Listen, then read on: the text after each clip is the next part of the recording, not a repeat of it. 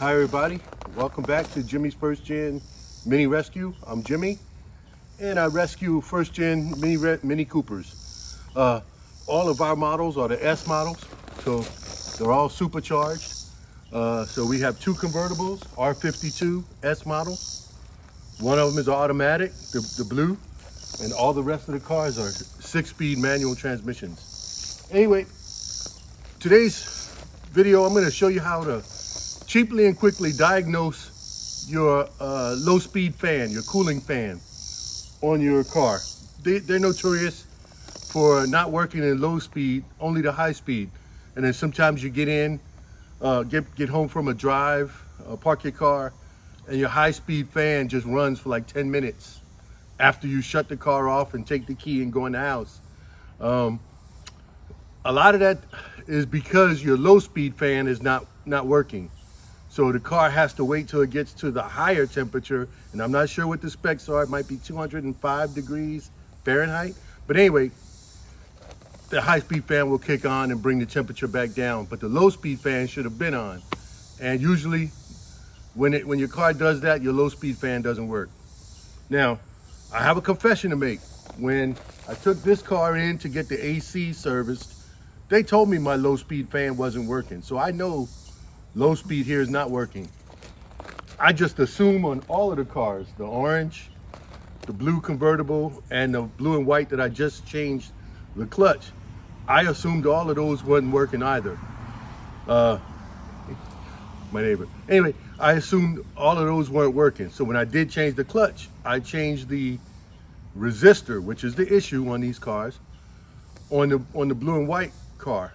However, I never tested it, so I'm going to show you a bad one, a known bad, and a hopefully good one, because I ordered the replacement part off of Amazon. Not sponsored, that's just what I used.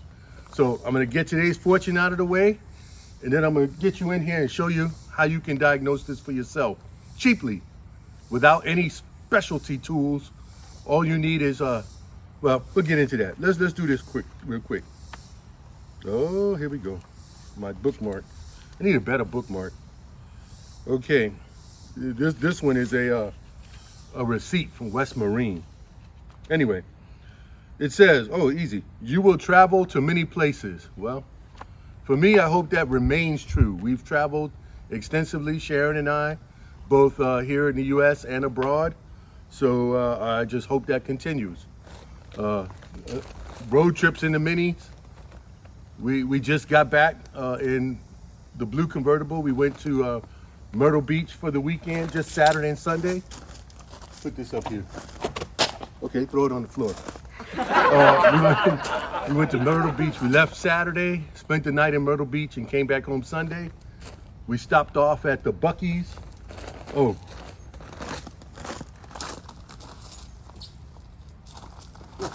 I got some stickers for my toolbox. So this is a Buc-ee's. If you haven't been to a Buc-ee's, you might want to check one out. So I'm going to put these stickers here on my toolbox and on my bee freezer, because you know I'm a beekeeper and I got a freezer for my frames. And we also stopped at the other iconic place on I-95, south of the border. So anyway, so I'm going to put all these stickers on my toolboxes and my deep freezer. Let's put them up here for now. Okay, so I'm going to show you how to check these. We'll do the one that I know doesn't work, and then we'll do the one that I hope works. Because the replacement part, the resistor that I bought on Amazon. It was $15. And so I technically didn't test it when I put it in. I just assumed it was a new part, it should work. So let's get the hoods open. Now bring you in. Okay, all you need to test this is, I'm just using 2-strand wire, and whether it's, it could be speaker wire, it doesn't really matter. You just need both sides. And I'm using, for ease, 2 pair of vice grips. That's just to hold the wire on the positive and the negative. So in the Here, let's see, let's go back out some. In the engine compartment of these R52, R53 supercharged models, your battery is in the back of the car, in the boot. So you have this battery here. That's your positive. I'm gonna bring you all the way in just so you can see. It's next to your air filter. It says battery positive. So that right there is your positive. You're supposed to use here on your transmission as your ground. I don't know if you know that, but there's a negative sign right there. And that's supposed to be your ground. But I'm gonna ground it to one of these studs. That right there you see is my battery tender, because this is the car that's been parked. So I'm just going to put the red part, of course, make sure these wires aren't touching anything. I'm going to put the red one to the positive.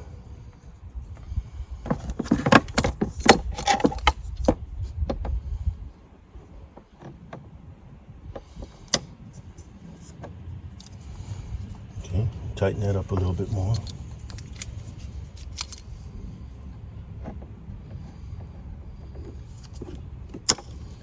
Okay, and then the ground wire, we'll put it here. Yeah, you can see to the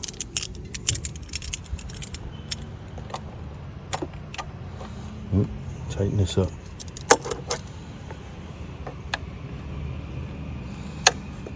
Okay.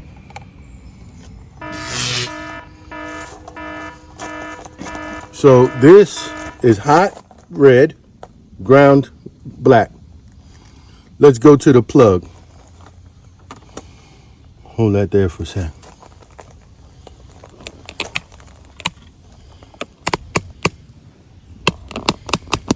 This is the plug that you see here that controls the fan. High speed and low speed. It's the clip broke, so it's just laying in place. You just unplug it. This part comes from the car, so that's where all your power is, and here is just the fan. So there's no power going to the fan other than what I'm about to apply to it. And if you look inside, you see 3 pins. One by itself, which is the ground. The one up top is the high speed on the fan. The one at the bottom is the low speed on the fan. So all I'm going to do is touch my wires, ground and high speed, ground and positive, to my low speed on my fan. And I got nothing. Nothing. You can do this with alligator clips. You can do it with a power probe if you have all of that. I don't have a power probe. So if you had wires with alligator clips. Okay, so I'm going to stop talking and I'm going to connect it to the high speed on the fan.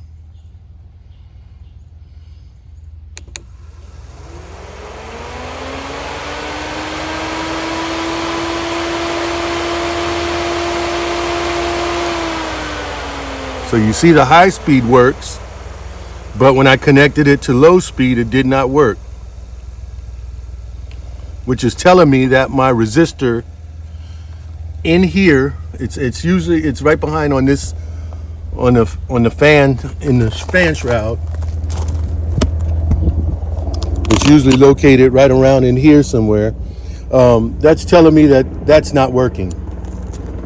I got a helicopter, but I'm gonna switch cars.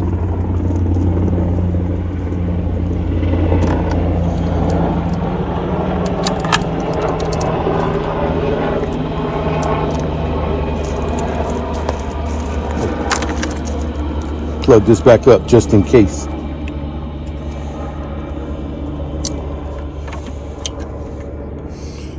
On here, it's broke. You can just stick a what do you call it? A zip tie, and to lock that in place. But it's not gonna. It doesn't have the chance of going anywhere. You just don't want it to interfere with your hood latch. That's all. Let's go to the other car that I hope is good. Okay, this is the blue that I changed the clutch in. Oh, I might hit you guys. Sorry about that. I changed the clutch in this car a couple of weeks ago, a month or whatever. So this one, I also changed the resistor. It's located back here. But so hopefully it works. I haven't tested it. We're about to test it right now. Let's zoom into the connector. Sorry about that. I knocked you guys out. Well, wait. Let's connect the power cords first.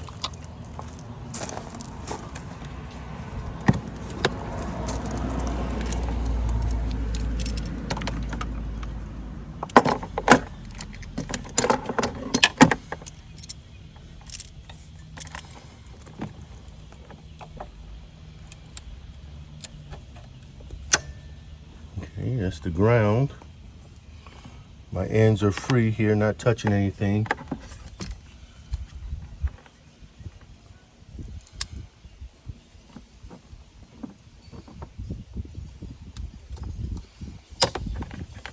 Okay, positive.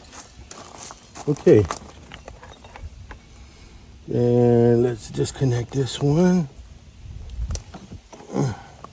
Oh, goodness. There we go. And again, the same, one individual, two side by side. The individual one is the ground. The two that are side by side, you'll see the size too. This is thicker, the one on top. That's your high speed. The thinner pin is your low speed. So let's make sure you can zoom in and see that.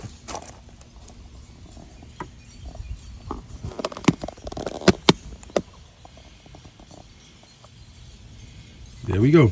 Okay. Let's go with high speed first. We'll go with low speed first. Because that's the part, if the resistor is bad, the low speed won't work at all.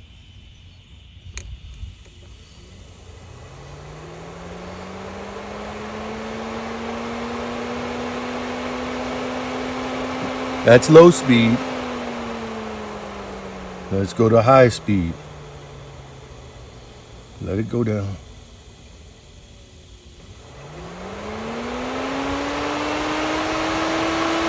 That's high speed.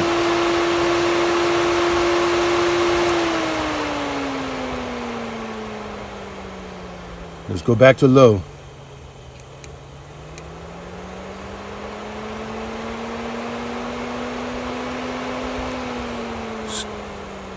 So that verifies, let's disconnect this. Okay. Everything's disconnected. Okay, that verifies that the repair that I did on the resistor worked. So the $15 resistor that I got from Amazon works. I bought 4 of them because we have 4 minis, and I am going to change them all. Now, let me get you guys straight. Well, put this back together first.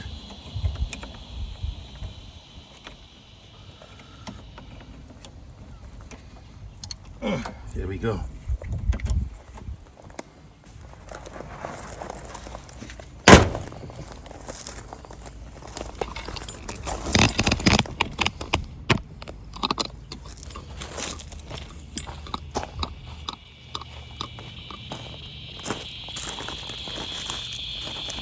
Okay, so with just the wire, could be speaker wire, whatever you got on hand, as long as it's 2 strand, you can test your fans. If I ever suspect that the low speed fans, once I replace all of them, if I ever suspect the low speed fan is not kicking on, I can test them. Sometimes you can test them with a diagnostic tool. The better the tool, you can command them on low speed, command on the high speed. But if you don't have all those fancy tools, speaker wire or regular wire with clips on them, or like even a pair of jumper cables. And then with the other two, you can just clip the other clips to, say, Phillips screwdrivers and touch them together or whatever. So you don't have to have the fancy equipment is what I'm trying to say. All right, that's it. Somebody might ask about my shirt. It says Out Motoring. We're not sponsored. I just happened to put the shirt on doing mini repairs today, or showing you guys. However, let me show you the back. All right. However, I do order parts from them. They're out of Tennessee by Knoxville. So it's not sponsored, but they do have parts, new and used, and t-shirts and apparel, things like that. Anyway, that's it. I just wanted to show that quick diagnosis.